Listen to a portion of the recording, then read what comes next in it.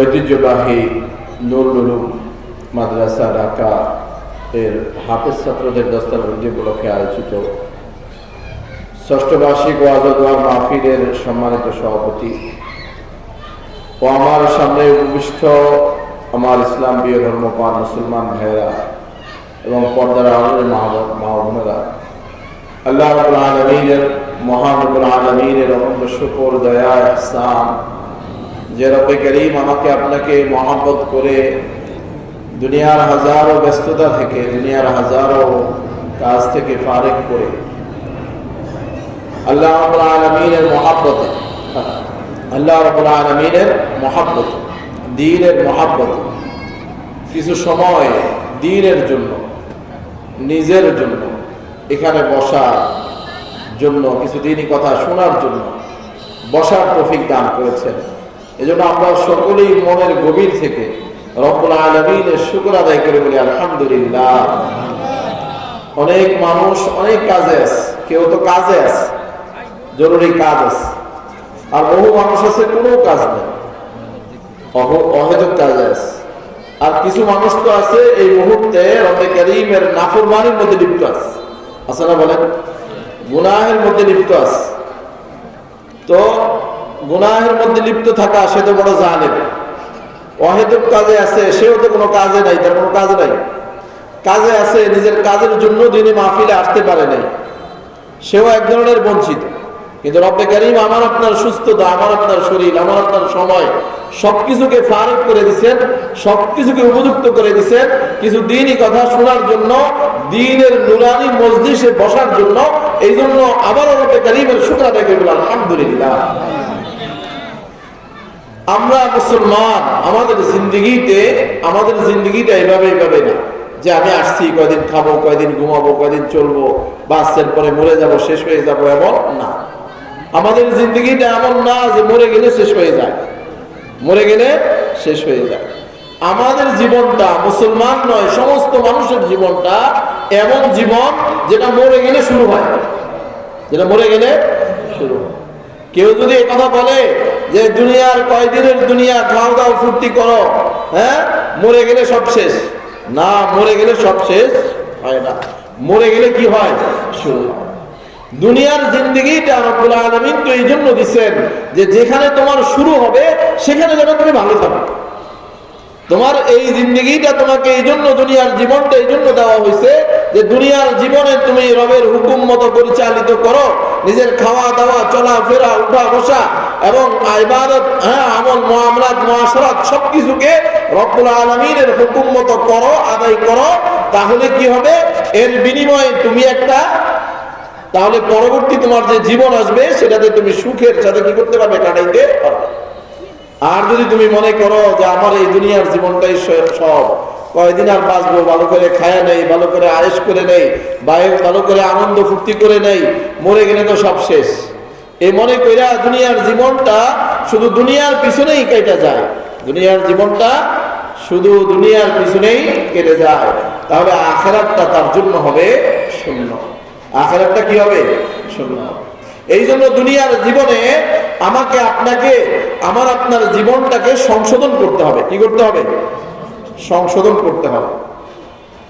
সংশোধিত পরিশুদ্ধ জীবন ব্যবস্থায় যদি না চলি, না হয়, তো আখিরাতে আমার আপনার জন্য কোনো কি নাই, ব্যবস্থা নাই। দুনিয়ার জীবনে যেমন আপনার সবকিছু শুদ্ধ লাগে, লাগে না? আপনার কাজটা যেন সুন্দর হয়, আপনার এই জিনিসটা যেন সংশোধিত হয়, যাদের সাথে আপনার মানে সবকিছুর মধ্যেই আমরা কি করি? সংশোধন করি, শুদ্ধভাবে চেষ্টা করি যে এটা যেন ঠিক হয়। বাড়িটা করছি, বাড়িটা যেন ঠিক হয়। আমি চাকরি করি, চাকরিটা যেন ঠিক হয়। যেভাবে আমার কাজ করা দরকার সেভাবে যেন কাজটা হয়, এটা আমরা চেষ্টা করি না? তো আখিরাতে যখন যাব, এজন্য রব্বুল আলামিনও বলেন যে দুনিয়ার জীবনে তুমি তোমার 5টা জিনিসকে সংশোধন করো। যদি 5টা জিনিসকে সংশোধন না করো, যদি ঠিক না করো, তো আখিরাতে তোমার জন্য কোনো অবস্থান নাই। 5টা জিনিস কি? 1 নম্বর, ঈমানকে সংশোধন করতে হবে। ঈমানকে কি করতে হবে? সংশোধন করতে হবে। মুমিন মুসলমান, এমন মুসলমান আছে যে কালিমাটা পর্যন্ত পারে না, আছে না? তো তার ঈমানটা কিভাবে? তার ঈমানটা কিভাবে? আর যারা কালেমা পারে, কিন্তু কালেমা পারে ঠিক, কিন্তু এই কালিমার অর্থ রবের প্রতি বিশ্বাস এরকম কয়জনের আছে? বহু মানুষ আছে। রাসূল করিম সাল্লাল্লাহু আলাইহি ওয়াসাল্লাম বলেন, ইউসবিহু মুসলিমান ওয়া ইউমসি কাফিরান। রাসূল করিম সাল্লাল্লাহু আলাইহি ওয়াসাল্লাম বলেন, এমন এক সময় আসবে মানুষ সকালবেলা মুমিন থাকবে, সকালবেলা মুসলমান থাকবে, সন্ধ্যাবেলায় কাফের হয়ে যাবে, সন্ধ্যাবেলায় বেঈমান হয়ে যাবে। কেন বলে? ঈমান কাকে বলে ঈমানটা শিখে নাই।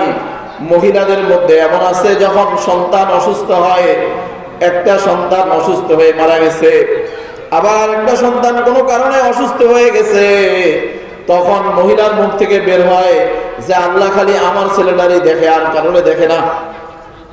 আসেনি বলে? এই কথা বললে কি আর ঈমান আছে? হ্যাঁ? তো এই ঈমান, পরিশুদ্ধ ঈমান নিয়ে তারা কি করতে হবে? কবরে যাইতে হবে। পরিশুদ্ধ আমল নিয়ে কবরে যাইতে হবে। পরিশুদ্ধ, 2 নম্বর, পরিশুদ্ধ আমল নিয়ে কি করতে হবে? কবরে যাইতে হবে। যে কেউ আমল করছে, কেউ কি করছে? আমল করছে, কিন্তু আমলটা শুদ্ধ হয় নাই। কেন? তার আমলের মধ্যে ইখলাস নাই। আমল শুদ্ধ হওয়ার জন্য 2টা জিনিস দরকার। একটা হলো নিয়তটা সহি হইতে হবে। নিয়তটা কি হইতে হবে? সহি হইতে হবে। 2 নম্বর, পদ্ধতি সহি হইতে হবে। কি পদ্ধতি হবে? পদ্ধতি, এটা আমরা মনে রাখবো।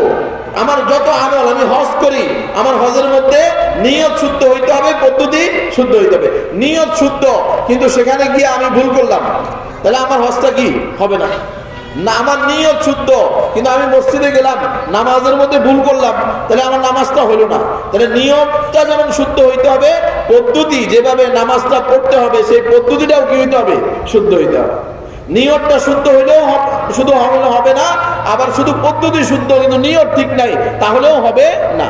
এখন একটা মানুষ সারা জীবন আমল করছে মানুষকে দেখানোর জন্য, মানুষকে, এই যে নির্বাচন আসছে, নেতাদের দেখবেন বিভিন্ন দান, হ্যাঁ, অমুকরে যায় টাকা দিচ্ছে, অমুকরে এটা দিচ্ছে, অমুক উপকার করতেছে।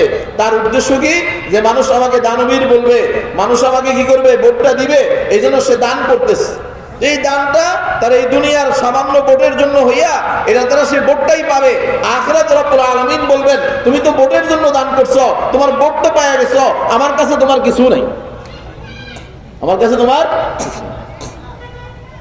এই জন্য আমলটাকে শুদ্ধ করতে হবে। আজকে আপনি আমলটা শুদ্ধ কিভাবে দেখেন? হাজী সাহেব, এক হাজী সাহেব, উনি হজ করছে।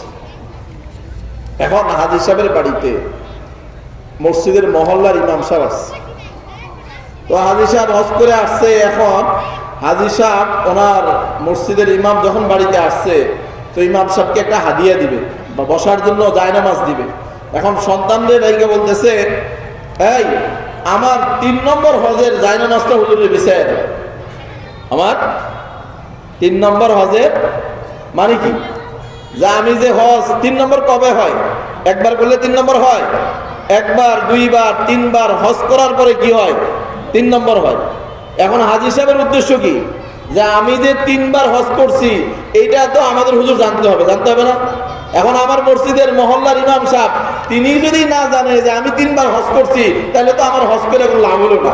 হুজুরে তো যদি শুনে বা জানে যে এই হাজী সাহেব 3 বার হজ করে আসছে, তাইলে না বলবে যে উনি কিন্তু আলহাজ, উনি কিন্তু বড় হাজী সাহেব, 3 বার হজ করে আসছে। তাহলে এই হজটা বলেন তো, এটা হজম হয়েছে? এটা হজম হয়েছে? এটা হজম হয়ে গেছে? এটা হজম হয় না, এটা পেটে অসুখ হয়ে গেছে।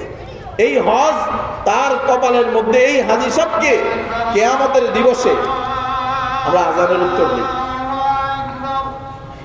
আল্লাহ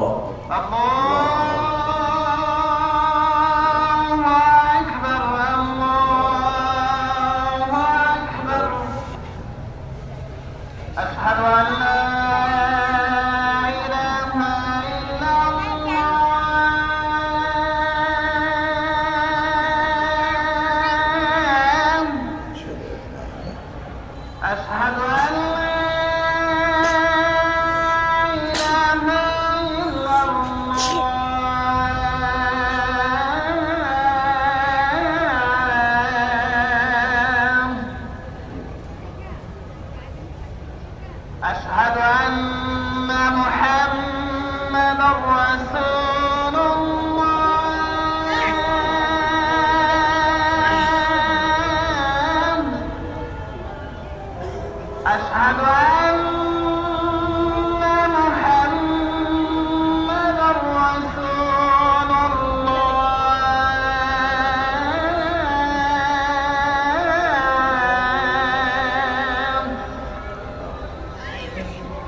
حي على الصلاة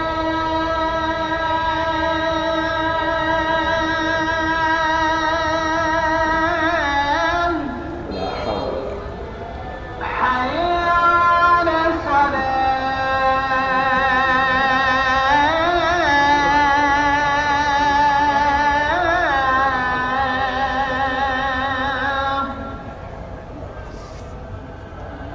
حي على الفلاح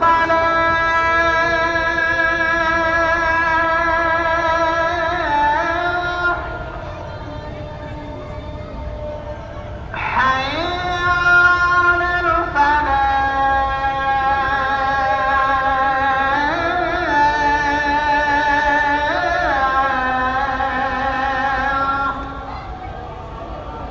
الله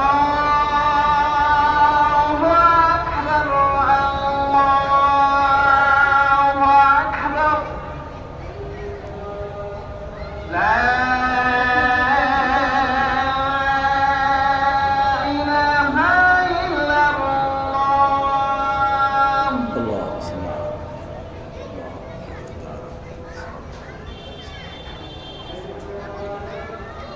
তো আমাদের আল্লাহ রাসূল সাল্লাল্লাহু আলাইহি ওয়াসাল্লাম বলেন ইন্নামাল আমালু বিন্নিয়াত, যে আমলের ভিত্তি হলো নিয়তের উপর। এখন আদি সাহেবের নিয়ত ঠিক আছে বলেন?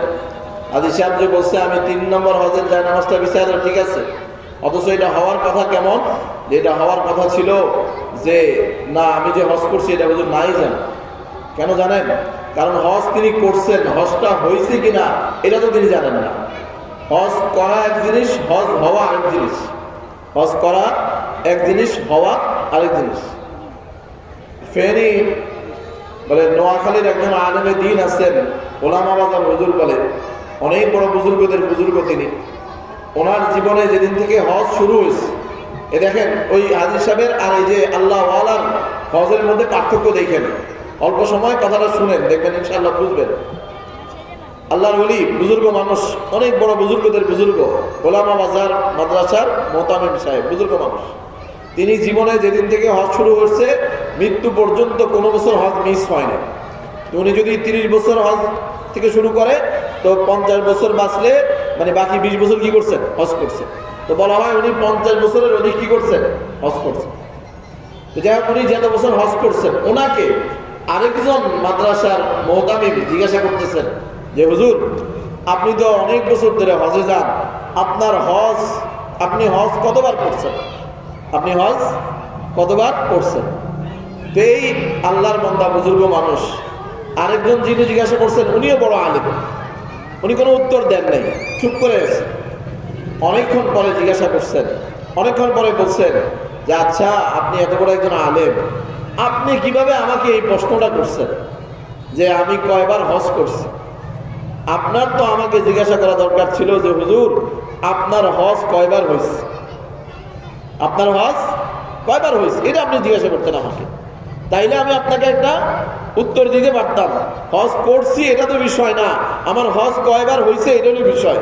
আপনি আমাকে জিজ্ঞাসা করতেন যে হুজুর আপনার হজ কয়বার হয়েছে, তাইলে আমি বলতাম যে ভাই হজ তো করছি অনেকবার, হজ তো করছি অনেকবার, কিন্তু রব্বে কারীম আমার হজটা কবুল করছে কয়বার এটা তো জানি। হজ তো করছি অনেকবার, কিন্তু আমার হজটা রব কবুল করছে কিনা, হজটা হয়েছে কিনা এটা তো আমি জানি না।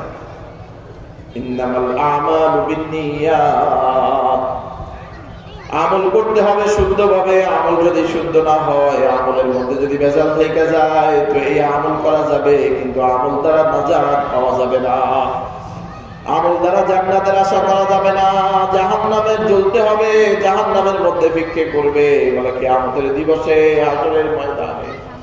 হাসরের ময়দানে বহু হাজী সাহেব, ওই যে হাজী সাহেব যিনি নিজের হজের ঘোষণা দিয়ে বেড়াইছেন, বলে ওই ধরনের হাজারো হাজিকে কিয়ামতের ময়দানে উল্টা করে লটকাইয়া মাথা নিচের দিকে দিবে, পা উপরের দিকে থাকবে, এমন অবস্থায় নিয়ে জাহান্নামের আগুনের মধ্যে পালায়া দেওয়া হবে। এই জন্য আমার আপনার জিন্দগিতে জাহান্নাম থেকে বাঁচতে হইলে নিজের ঈমানটাকে শুদ্ধ করতে হবে, নিজের আমলটাকে শুদ্ধ করতে হবে, নিজের মুআমালাত লেনদেনটাকে শুদ্ধ করতে হবে, বেচা বিক্রি ব্যবসা বাণিজ্য শুদ্ধ করতে হবে, নিজের মুআশারাত মানুষের সাথে আচার আচরণকে শুদ্ধ করতে হবে। আচার আচরণ ভালো না তাহলে হবে না, বলে মানুষের সাথে লেনদেনটা যেমন শুদ্ধ হবে, আচার আচরণ শুদ্ধ হইতে হবে, চরিত্রটা সংশোধন করতে হবে। এই 5 জিনিস যখন সংশোধিত অবস্থায় হবে তখন তার জন্য হইল জান্নাত। আর যদি 5 জিনিস সংশোধিত অবস্থায় না যায়, যত বড় হাজী সাহেব হয়, যত বড় গাজী সাহেব হয়, যত বড় আলেম হয় না কেন, যত কিছুই হোক না কেন, কিয়ামতের দিবসে তার সমস্ত আমলকে তার চেহারার মধ্যে ফিক্কা দিয়া তাকে নিয়ে জাহান্নামের আগুনের মধ্যে চালায়া ফেলবে। ও আমার মুসলমান ভাইরা, আজকে ও আলেম ওলামারা মসজিদের মধ্যে বলে এই মাহফিলগুলো কায়েম করে আমাকে আপনাকে জাহান্নামের ভয় দেখায়, আমাকে আপনাকে জাহান্নামের কথা বলে, আমাকে আপনাকে জান্নাতের কথা শোনায়। ওই মুসলমানগুলোর কানের মধ্যে আওয়াজ আসে না, মুসলমান চিন্তা করে না যে জাহান্নামের আযাবের মধ্যে যদি পড়ে যায় তাহলে কিভাবে কি হবে। ও ভাই, দুনিয়ার মানুষগুলো বুঝে না, চিন্তা করে না জাহান্নামের আযাব আমার আপনার দ্বারা সহ্য করা সম্ভব না, জাহান্নামের আযাব আমার আপনার দ্বারা সহ্য করা সম্ভব না। আরে কিভাবে আপনি জাহান্নামের আযাবটা সহ্য করবেন? একবার চিন্তা করেন, দুনিয়ার সামান্য গরম সহ্য হয় না, গরম যখন লাগে জামা কাপড় সব খুলে ফেলেন, বলে এসি চালায়া দেন, আগুন সব জ্বালায়া দেন। দুনিয়ার সামান্য রোদের তাপ সহ্য হয় না, গাছের ছায়ার নিচে নিয়ে আশ্রয় গ্রহণ করেন।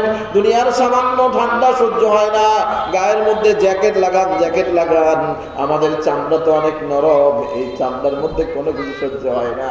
কপাল চিন্তা করে দেখেন, জাহান্নামের আগুন কিভাবে সহ্য করবেন? জাহান্নামের আগুন তো দুনিয়ার এই আগুনের মতো না।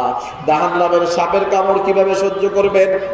ওই দুনিয়ার সাপ মানুষকে কামড় দেয় না, মানুষের ক্ষতির জন্য আল্লাহ তাআলা দুনিয়ার সাপকে বানায় নাই। কিন্তু তারপরেও কেউ যদি দুনিয়ার একটা সাপ দেখে, এখানে যদি একটা সাপ চলে আসে তো একজনকেও খুঁজে পাওয়া যাবে না। কেউ যদি সাপ তো দুনিয়ায় বাস্তবে দেখলে, সাপের জিহ্বাটা দেখলে কেমন ভয় লাগে। সাপ আপনি বাস্তবে বাদ দেন, কেউ যদি স্বপ্নের মধ্যে সাপ দেখে তো সারাদিন তার অস্থিরতার মধ্যে কাটে। মানুষকে বলে, ভাই স্বপ্নের মধ্যে আজকে সাপ দেখছি, কেমন তার সারাদিনটা অশান্তির মধ্যে কাটে।